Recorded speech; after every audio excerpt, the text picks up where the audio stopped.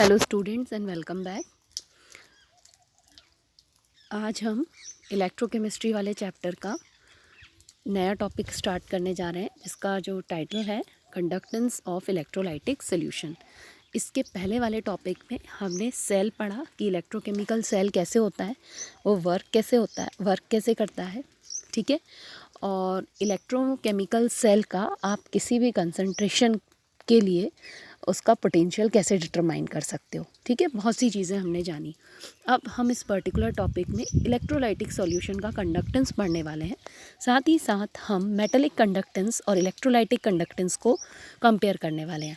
ये जो टॉपिक है, ये टॉपिक हमारे लिए इसलिए यूज़फुल हो जाता है क्योंकि मैंने चैप्टर का जब इंट्रोडक्शन दिया था, मैंने तभी बता दिया था कि चैप्टर में हम इलेक्ट्रोकेमिकल सेल्स के बारे में तो पढ़ेंगे ही, साथ में हम इलेक्ट्रोलाइटिक सेल्स के बारे में भी पढ़ेंगे।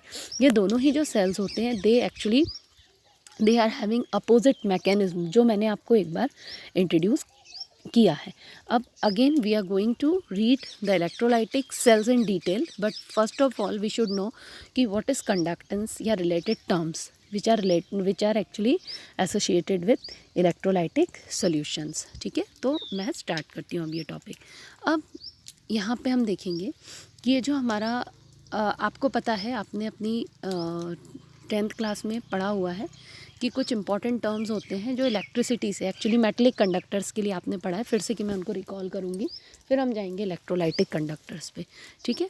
आपने क्या पढ़ा है, यू मस्ट हैव स्टडी कि जो रेजिस्टेंस होता है, रेजिस्टेंस एक ऑब्स्ट्रक्शन होता है to the flow of charge, to the flow of electrons, है ना, जिसकी वजह से जो इलेक्ट्रॉन्स रहते हैं, जो चार्ज रहता है, वो फ्लो नहीं हो पाता, ठीक है। It is obstruction in to the flow of current. It is represented by R, ठीक है। रेजिस्टेंस जो होता है, हमने इसकी एसआई यूनिट पढ़ी है क्लास 10th में, ओमेगा। आप इसको क्या बोलते हो, ओमेगा पढ़ते हो, ठीक है। अब हम यहाँ पे देखेंगे, क्योंकि हम इलेक्ट्रोलाइटिक सॉल्यूशंस की बात कर रहे हैं, तो यहाँ पे जो रेजिस्टेंस होता है, ओमेगा में तो मेजर किया जा सकता है, लेकिन जो ओमेगा होता है इन टर्म्स ऑफ एसआई अगर हम उसको एक्सप्रेस करते हैं तो it is equal to kg metre square upon S cube into A, S cube into A. अब ये टर्म्स, kg आपको पता है, m पता है, s आपके लिए नया है। s एक यूनिट होती है जिसको हम साइमन बोलते हैं, ठीक है। a is the area of cross section, ठीक है। अब हम आगे बढ़ते हैं। अच्छा, one more thing, a square है वो, it's not a, it's a square, by mistake I said a, ठीक है। a square, area of cross section, ठीक है। ये यहाँ पे दिया हुआ है kg metre square upon S cube A square, ठीक है। अब भाई, अगर मैं नॉर्मली, एक्चुअली आपको इस टॉपिक को पढ़ने के पहले आप फिज़िक्स अगर आपने पढ़ ली होगी, इलेक्ट्रोस्टैटिक जो आपका पोर्शन है इलेक्ट्रिसिटी से रिलेटेड, वो आपने अगर कंप्लीट कर लिया होगा तो आपने शायद व्हीट स्टोन ब्रिज के बारे में पढ़ा होगा, ठीक है। व्हीट स्टोन ब्रिज केमिस्ट्री में भी यूज़ किया जाता है। अब for what do we use this Wheatstone bridge, let me tell you, ठीक है। क्या होता है व्हीट स्टोन ब्रिज, हम क्यों यूज़ करते हैं, पहले हम उसको देख लें। व्हीट स्टोन ब्रिज कुछ इस तरह का होता है, ये आपको फिज़िक्स के प्रैक्टिकल में है, क्लास 12, ठीक है। This portion is actually in the physics practical. मैं आपको केमिस्ट्री के लिए बता दे रही हूँ, क्योंकि फिज़िक्स में पता है तो केमिस्ट्री में भी पता होना ही चाहिए, ठीक है। Now here what do we do, हम इस व्हीट स्टोन ब्रिज में, आप देख लीजिए हम कनेक्शन कैसे किए हैं। हमारे पास 3 नॉन रेजिस्टेंसेस रहते हैं, रजिस्टर्स रहते हैं, R1, ठीक है, R3, R4, और एक जो रजिस्टर रहता है उसका जो रेजिस्टेंस रहता है वो अननोन रहता है। अब मुझे ये 3 नोन की सहायता से उस अननोन का रेजिस्टेंस फाइंड आउट करना है, ठीक है। यहाँ पे कोई ओम्स लॉ नहीं, कुछ नहीं, तो क्या लगेगा, कैसे हम इसको प्रैक्टिकली फाइंड आउट करते हैं। क्या होता है, हम सर्किट को इस तरह से जोड़ देते हैं और यहाँ पे हम एक गैल्वेनोमीटर जोड़ते हैं बीच में, ठीक है। डिटेक्टर जोड़ा हुआ है हमने, ठीक है। आप फिज़िक्स में करोगे तो बहुत अच्छे से क्लियर होगा आपको। अब ये जो डिटेक्टर होता है, आप यहाँ पे एक जॉकी होती है, जॉकी को इस वायर के ऊपर, ये जो बीच का वायर है, इसके ऊपर जॉकी को स्लाइड करते हो आफ्टर कंप्लीशन ऑफ सर्किट, और ये जो है आपका अननोन रजिस्टर है। कैसा है बेटा, अननोन रजिस्टर है, ठीक है। तो जॉकी लेके जब आप इसके ऊपर मूव कराते हो तो एक ऐसा पॉइंट होता है जब गैल्वेनोमीटर कोई डिफ्लेक्शन नहीं दिखाता, ना लेफ़्ट में डिफ्लेक्शन दिखाता है ना राइट में डिफ्लेक्शन दिखाता है ना। Galvanometer you must have learn कि it is a device which detects the presence of current, है ना। It is not calculating, it is not showing the value of current, it is just detecting the value of current. तो value of current को ये show करता है, ठीक है। इसको व्हीटस्टोन ब्रिज एक बार ज़रूर पढ़िए फिज़िक्स का बहुत अच्छे से, तब जाके ये टॉपिक समझ में आएगा। वैसे मैं भी ट्राई कर रही हूँ आपको अच्छे से समझाने का, बट फिर भी आप उसको पढ़ोगे तो ये बिल्कुल क्लियर हो जाएगा। जॉकी वॉकी आपके लिए बिल्कुल नया है, ठीक है। या एक आध आप उसके वीडियोस देख लीजिए व्हीटस्टोन ब्रिज प्रैक्टिकल के, प्रैक्टिकल भी है ये, तो आपका प्रैक्टिकल भी कवर हो जाएगा और साथ ही साथ ये पोर्शन भी आपका ईजिली क्लियर हो जाएगा, ठीक है। अब क्या होता है कि हम यहाँ पे एक इक्वेशन लगाते हैं। What equation do we actually use, हमको जो हमारा अननोन रजिस्टर निकालना है तो हम फॉर्मूला लगाते हैं R2 is equal to R1 into R4। अच्छा, R1 R4 क्यों लिया वो मैं बताती, अपॉन R3, ठीक है। अब आप देखो जो R2 है, हम अगर आर्म की बात करें, R2 और R4 दोनों में करंट जो है अलग अलग है। इसी तरह आप जब जाओगे R1 और R3, इसीलिए हमने क्या किया है, हमने R2 अपोजिट आर्म्स को लिया, R2 R3 और R1 इंटू R4, इनको हमने कॉम्बिनेशन में लिया है, ठीक है। डू रिमेंबर, किसको, अपोजिट आर्म्स को लिया है। किसको लिया है बेटा, हमने अपोजिट आर्म्स को, ठीक है। डन। अब इस तरह से इस इक्वेशन को लगा के हम अननोन रेजिस्टेंस निकाल सकते हैं। अब भाई मैं इलेक्ट्रोलाइटिक सॉल्यूशन का अननोन रेजिस्टेंस कैसे निकालूं, है ना। तो इसके लिए क्या होता है, हम इसको और डिटेल में पढ़ेंगे। अभी जस्ट मैं आपको एक्चुअली वहाँ पे व्हीटस्टोन ब्रिज आ गया था इसलिए मैंने यहाँ समझा दिया है ना, हम इसको और डिटेल में जानेंगे। तो हम ये देखते हैं कि ये जो हमने अननोन रजिस्टर है ना, अब मैं सॉल्यूशन को तो इसमें जोड़ नहीं सकती, लेकिन कोई तो ऐसा तरीका होगा ना जिससे मैं अपना इलेक्ट्रोलाइटिक सोल्यूशन इस जगह पे जोड़ दूँ। तो वो तरीका है, वो तरीका यहाँ पे ऊपर देखो, मैं आपको एक फिगर दिखा रही हूँ आपके NCERT में, ये तरीका है। हम एक कंडक्टिविटी सेल ले लेते हैं। कंडक्टिविटी सेल ये छोटा सा कांच का एक छोटा सा ट्यूब होता है जिसमें 2 इलेक्ट्रोड लगे हैं प्लैटिनम के इलेक्ट्रोड इसलिए लिए हैं क्योंकि प्लैटिनम रिएक्ट नहीं होगा, it would not be reacting with the electrolyte, ठीक है। और साथ ही साथ इसमें हमने इलेक्ट्रोलाइट क्या किया, भर दिया। और ये जो इलेक्ट्रोड्स हैं इससे हम वायर कनेक्ट कर देंगे और इन वायर्स को हम कहाँ जोड़ देंगे, where we will actually join, ये देखो कनेक्टिंग वायर्स जो दिए हुए हैं ये यहाँ पे इसको हम जोड़ेंगे, वो अपना जो व्हीटस्टोन ब्रिज, कहाँ जोड़ेंगे, व्हीटस्टोन ब्रिज। इसको बोलते हैं बेटा conductivity cell. What do we call it as, conductivity cell.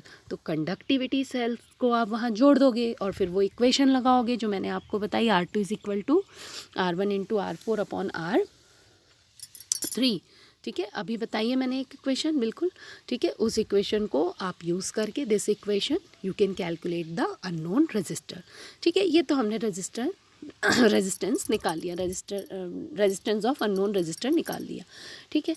जब हम रेजिस्टेंस निकाल लेते हैं तो अब हम दूसरी चीज़ों पे आते हैं कि भाई रेजिस्टेंस क्या है, फिर कंडक्टेंस क्या है, ठीक है। तो क्या होता है, जो रेजिस्टेंस होता है, अगर आप रेजिस्टेंस का इन्वर्स ले लो, मतलब उल्टा, है ना, यानी 1/R मैं ले लूँ तो वो कंडक्टेंस कहलाता है। वो क्या कहलाता है, conductance. What do we call it as, conductance, ठीक है। कंडक्टेंस जो रहता है उसको G से डिनोट करते हैं। किससे डिनोट करते हैं, G से डिनोट करते हैं। कंडक्टेंस की जो SI यूनिट है वो साइमन है, जो इसको हम S से रिप्रेजेंट करते हैं। ये मैंने अभी आपको बताया है इसके पहले कि S is only used, S is for Simon, ठीक है। ये यहाँ पे यूनिट दी हुई है और आप थोड़ा सा इधर मूव करवाओगे तो इधर पे आपका S लिखा हुआ है। और ये जो S, भाई रेजिस्टेंस की यूनिट क्या हुई, मैंने अभी आपको बताया रेजिस्टेंस की यूनिट हुई ओम, तो कंडक्टेंस की यूनिट होगी ओमेगा इन्वर्स, जाहिर सी बात है क्योंकि वो रेजिस्टेंस का इन्वर्स है, ठीक है। तो रेजिस्टेंस हो गया, कंडक्टेंस हो गया, ठीक है, दोनों की SI यूनिट हो गई। अब हम नेक्स्ट प्रॉपर्टी पे जाते हैं, वो हमारी होती है रेजिस्टिविटी। तो हमने क्लास 10th में इलेक्ट्रिसिटी वाले चैप्टर में पढ़ा है कि जो रेजिस्टेंस होता है किसी भी कंडक्टर का वो 3 फैक्टर पे डिपेंड करता है, ठीक है। मेटेलिक कंडक्टर की बात कर रही हूँ मैं, और ऐसे भी इलेक्ट्रोलाइटिक कंडक्टर में भी यही होगा। कौन कौन से वो फैक्टर होते हैं, पहला फैक्टर होता है लेंथ, मतलब it is directly proportional to length. अगर लेंथ ज़्यादा है तो रेजिस्टेंस भी ज़्यादा, अगर लेंथ कम है तो रेजिस्टेंस भी कम, लेकिन है ना। अब इस तरह से जो रेजिस्टेंस होता है, रेजिस्टेंस इन्वर्सली प्रोपोर्शनल पढ़ा हो आपने, area of cross section, area of cross section का इन्वर्सली प्रोपोर्शनल होता है। और तीसरा फैक्टर कौन सा हो गया, मटेरियल, कौन से material, nature of the material, मतलब रेजिस्टेंस तीन फैक्टर पे डिपेंड कर रहा है। एक तो किस पे डिपेंड कर रहा है आपका, लेंथ पे, सॉरी, एक किस पे डिपेंड कर रहा है रेजिस्टेंस, लेंथ पे। दूसरी ये डिपेंड कर रहा है एरिया ऑफ क्रॉस सेक्शन, ठीक है। और तीसरा मैंने बताई नेचर ऑफ मटेरियल, जिस भी मटेरियल ऑफ दैट कंडक्टर हम यूज़ कर रहे हैं, that on that only the resistance it depend. तो अब हमने क्या पढ़ा है, इसका मतलब अगर हम देखें तो R इज़ प्रोपोर्शनैलिटी का साइन, ऊपर L और नीचे A, ठीक है, यानी directly proportional to L and it's inversely proportional to area of cross section. अब आपने ये भी पढ़ा है, अगर मैं इस प्रोपोर्शनैलिटी के साइन को हटा दूँ with a constant, so I will get rho RHO, ये भी पढ़ा हुआ है, rho L upon A, rho is called as RHO। What is the pronunciation, rho is called as constant of proportionality, ठीक है। क्या कहलाता है ये, कांस्टेंट ऑफ प्रोपोर्शनैलिटी, ठीक है। इसको हम स्पेसिफिक रेजिस्टेंस भी बोलते हैं। अच्छा, आप देखोगे आपकी रेफरेंस बुक आप पढ़ते ही होंगे, तो वो इसको स्पेसिफिक रेजिस्टेंस भी बोल सकते हैं, लेकिन स्पेसिफिक रेजिस्टेंस भी बोल सकते हैं, लेकिन IUPAC के जो लेटेस्ट नॉर्म्स है उसके अनुसार हम इस स्पेसिफिक रेजिस्टेंस को रेजिस्टिविटी ही बोलेंगे। What do we use, we will use resistivity, ठीक है। अब अगर हमने स्पेसिफिक वर्ड लगाया है, मतलब हमने स्पेसिफिक कंडीशन में वो रेजिस्टेंस को नापा है, तो वो कौन सी कंडीशन है वो हमको जानना पड़ेगा, ठीक है। स्पेसिफिक रेजिस्टेंस की जो SI यूनिट होती है वो ओमेगा मीटर होती है, ठीक है, या आप इसको ओमेगा सेंटीमीटर भी ले सकते हो, ठीक है, सब मल्टीपल में ओमेगा सेंटीमीटर या ओमेगा मीटर ले सकते हो, ठीक है। Now here one more thing, 1 omega metre is equal to 100 omega centimetre और 1 omega centimetre is equal to 0.01 omega metre, ठीक है। अब एक चीज़ और बता दूं मैं आपको कि ये जो रेजिस्टिविटी होती है, ठीक है, जो हमने पढ़ा है कहाँ पे, क्लास 10th में, ये सेम वही रेजिस्टिविटी है, उससे कोई भी डिफरेंस नहीं है, ठीक है। लेकिन कहीं कहीं मैंने बताया रेफरेंस बुक में इसको स्पेसिफिक रेजिस्टेंस कहा गया है, ठीक है। अब हम देखेंगे कि भाई जैसे हमने रेजिस्टेंस का उल्टा किया, वैसे क्या रेजिस्टिविटी का भी उल्टा किया जा सकता है, और यदि किया जा सकता है तो वो क्या है और वो कौन सी क्वांटिटी बनती है, ठीक है। रेजिस्टिविटी आपने पढ़ा है, तो रेजिस्टिविटी ये भी डिसाइड करती है, this is the property of the material which decides whether the material is a good conductor और it is a poor conductor और it is a semiconductor, ठीक है। तो वो भी मैं अभी डिस्कस करूँगी, ठीक है। अब बिफोर गोइंग इनटू दैट एक और चीज़ हम देख लेते हैं कि मैंने स्पेसिफिक रेजिस्टेंस टर्म यूज़ किया था, अब स्पेसिफिक वर्ड का मतलब क्या है, तो यहाँ से मैं आपको बता रही हूँ, ठीक है। आप इसको पढ़िएगा ज़रूर और ध्यान रखिएगा। Physically the resistivity for a substance is resistance, ये वाली लाइन, ठीक है, is its resistance when it's 1 metre long, it is 1 metre long and its area of cross section is 1 metre square, है ना। मतलब हमने दोनों चीज़ें यूनिटी में ले ली, जब हमने उसकी लेंथ भी यूनिटी में ली वायर की या जो भी आपने कंडक्टर लिया, और उसका एरिया ऑफ क्रॉस सेक्शन भी हमने 1 मीटर स्क्वायर में लिया, तो तब उसका जो रेजिस्टेंस होता है, that resistance is only called as specific resistance और we call it as resistivity denoted by rho, RHO, and the SI unit is omega meter, है ना। Done. Now let us discuss few more points. अब हम यहाँ पे आगे देखेंगे कि ये लास्ट पैराग्राफ, ठीक है, जो मैं आपको यहाँ पे अंडरलाइन करके बता रही हूँ, ठीक है। आपके पास टेक्स्ट बुक हो तो बहुत अच्छा है, नहीं हो तो प्लीज़ डाउनलोड इट, ठीक है, बहुत काम की चीज़ें हैं ये। अब यहाँ पे आप देखोगे the SI unit of conductance is siemens represented by, ये हम पढ़ चुके हैं, represented by S and it is equal to ohm inverse और MHO मो भी बोल सकते हो। The inverse of resistivity called conductivity. Inverse of resistivity क्या कहलाता है, कंडक्टिविटी, जिसको हम स्पेसिफिक कंडक्टेंस बोलते हैं। क्या बोलते हैं, स्पेसिफिक कंडक्टेंस, या स्पेसिफिक रेजिस्टेंस का उल्टा स्पेसिफिक कंडक्टेंस है। आप कंफ्यूज मत हो, आप सीधे सीधे इसको कि रेजिस्टिविटी का उल्टा कंडक्टिविटी, रेजिस्टेंस का उल्टा कंडक्टेंस, तो आप कंफ्यूज नहीं होगे, ठीक है। अब हम यहाँ पे देखेंगे कि जो कंडक्टिविटी होती है, जो रो का इन्वर्स है, दैट इज़ इन्वर्स ऑफ रो, ठीक है, उसको हम ग्रीक लेटर से डिनोट करते हैं। मतलब यहाँ पे हम लिखेंगे kappa, this Greek letter is called as kappa. फिर से लिखती हूँ मैं इसको, ये छोटा सा एक स्टाउट के बना देते हैं, ये कप्पा कहलाता है ग्रीक लेटर का, ठीक है। Kappa is equal to inverse of resistivity, inverse of resistivity. तो जाहिर सी बात है इसकी जो यूनिट होगी वो भी चेंज हो जाएगी, वो होगी साइमन मीटर इन्वर्स, और इट में, और यू में express it in Simon centimetre inverse. अब सेंटीमीटर इन्वर्स में क्यों एक्सप्रेस कर रहे हैं वो मैं आपको बता दूं। देखिए मीटर में इसलिए नहीं कर रहे, हमारे पास कोई, हम 1 मीटर लंबा कंडक्टिविटी सेल नहीं लेने वाले, इतना लंबा कंडक्टिविटी सेल केमिस्ट्री में लेना पॉसिबल नहीं है। हम तो सेंटीमीटर के हिसाब का सेल लेंगे। हमने जो सेल बनाया जिसमें हम इलेक्ट्रोलाइटिक सोल्यूशन भरेंगे वो हार्डली एक कुछ सेंटीमीटर्स का होगा, ठीक है ना, हाफ का भी हो सकता है, 1 का भी हो सकता है। हम यहाँ पे मेटलिक कंडक्टर्स की बात नहीं कर रहे हैं, इसलिए दोनों ही यूनिट होती है। मतलब साइमन मीटर इन्वर्स भी हो सकता है, और it may be siemens centimetre inverse when we talk about the electrolytic solutions. Done. अब आपने ये पढ़ा है जो कंडक्टर्स होते हैं उनकी जो रेजिस्टिविटी होती है वो बहुत कम होती है, ठीक है। जो इंसुलेटर्स होते हैं उनकी जो रेजिस्टिविटी होती है, मैं रेजिस्टिविटी की बात नहीं कर रही, मैं कंडक्टिविटी नहीं रेजिस्टिविटी बोल रही हूँ अभी, है ना। और जो कंडक्टर्स होते हैं, और जो इंसुलेटर्स होते हैं, उनकी रेजिस्टिविटी बहुत ज़्यादा हाई होती है, इसलिए उनकी कंडक्टिविटी कम होती है। जस्ट उल्टा है, ठीक है। कंडक्टर्स की रेजिस्टिविटी हाई, ठीक है, तो कंडक्टर्स की रेजिस्टिविटी लो तो कंडक्टिविटी हाई, इंसुलेटर्स की रेजिस्टिविटी लो, हाई रहेगी, तो कंडक्टिविटी भी क्या हो जाएगी उनकी, लो हो जाएगी। कंडक्टिविटी क्या हो जाएगी, लो हो जाएगी, ठीक है। मतलब रेजिस्टिविटी ज़्यादा है तो कंडक्टिविटी कम हो जाएगी। डन। आई होप ये समझ में आया होगा आपको। इसके लिए आपका फ़िज़िक्स का जो इलेक्ट्रिसिटी वाला पोर्शन है वो स्ट्रांग होना बहुत बहुत ज़रूरी है। और व्हीट स्टोन ब्रिज मैंने तो अपने लेवल पे समझाया है, फिर भी आपको यदि डाउट होगा तो फिर मुझे मैसेज कीजिए, मैं बिल्कुल उसको फिर से समझा दूँगी, there is no problem. Done. अब हम देखेंगे जो हमारा नेक्स्ट टॉपिक है, इट इज़ डिस्क्राइबिंग कि भाई हमें पता है कंडक्टर्स क्या होते हैं, हमें पता है नॉन कंडक्टर्स क्या होते हैं, और हमें पता है सेमीकंडक्टर्स क्या होते हैं। फिर भी सेमीकंडक्टर्स को हम डिफ़ाइन कर लेते हैं, ठीक है।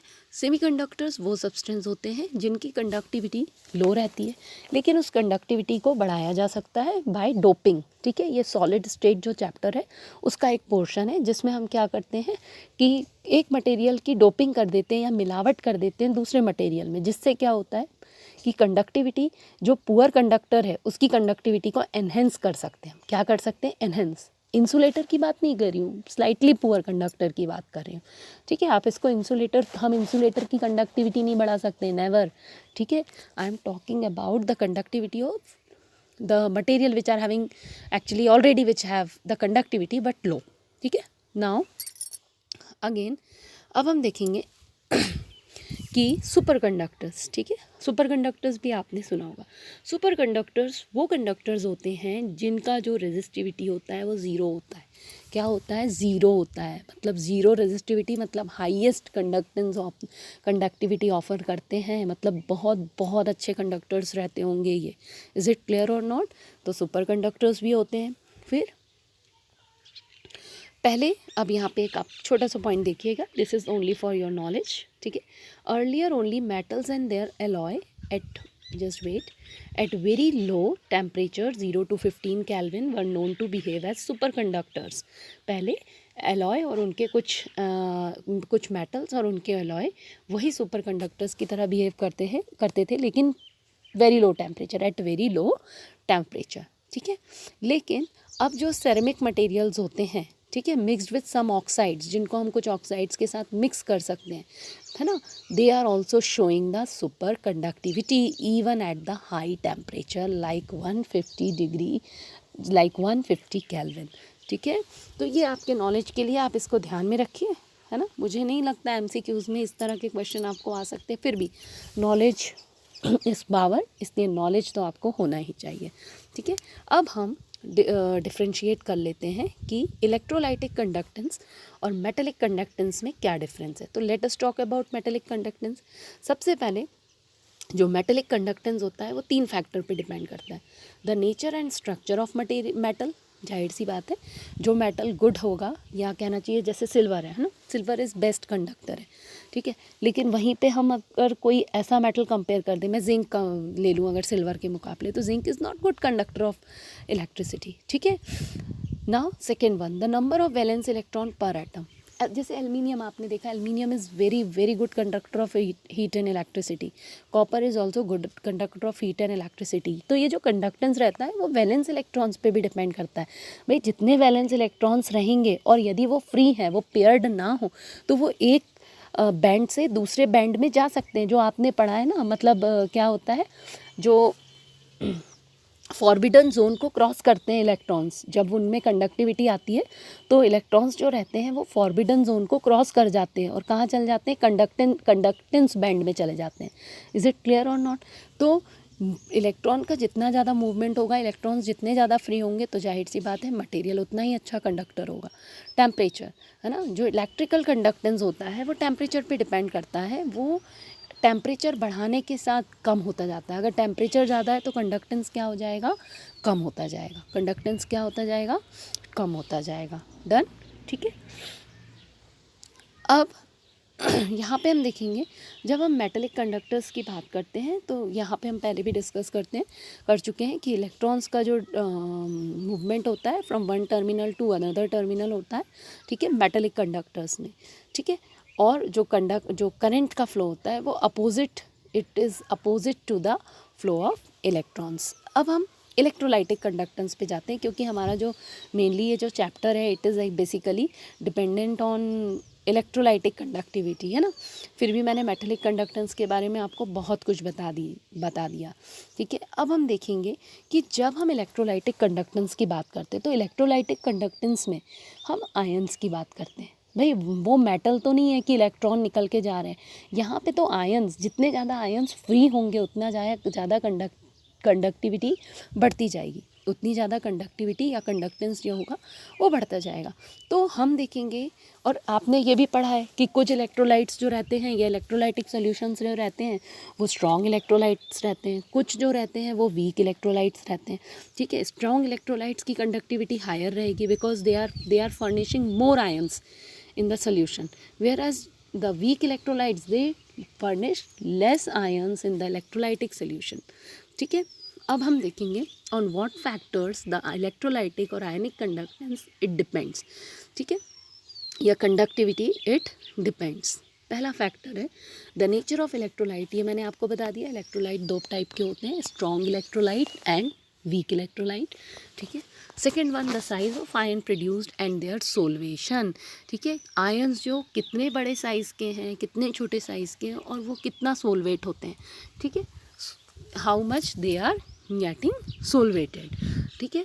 Next one, the nature of solvent and its viscosity. Solvent का नेचर कैसा है, मतलब जिस सॉल्यूशन में वो घुले हुए हैं, ठीक है, उसका नेचर कैसा है, what is the nature of that solvent. क्या वो आयंस का फ्री मूवमेंट ऑफर कर रहा है या नहीं ऑफर कर रहा है, ठीक है। और कितना विस्कस है वो सॉल्वेंट। भाई ज़्यादा विस्कस होगा तो आयंस तो फ्रीली मूव नहीं कर पाएंगे, और लेस विस्कस होगा तो आयंस फ्रीली मूव कर पाएंगे।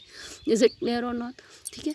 फिर next one, concentration of electrolyte. Electrolyte का कंसंट्रेशन क्या है ना, क्या हाईली कंसंट्रेटेड ले लिया आपने या समवॉट डाइल्यूट इलेक्ट्रोलाइट लिया है, इसको हम आगे भी डिस्कस करने वाले हैं। ये बहुत बहुत इंपॉर्टेंट फैक्टर है इस चैप्टर का, जिसको मैं डिस्कस करूँगी डिटेल में। Now next one, the last one, that is temperature. जो इलेक्ट्रोलाइटिक कंडक्टेंस होता है it increases with increase of temperature.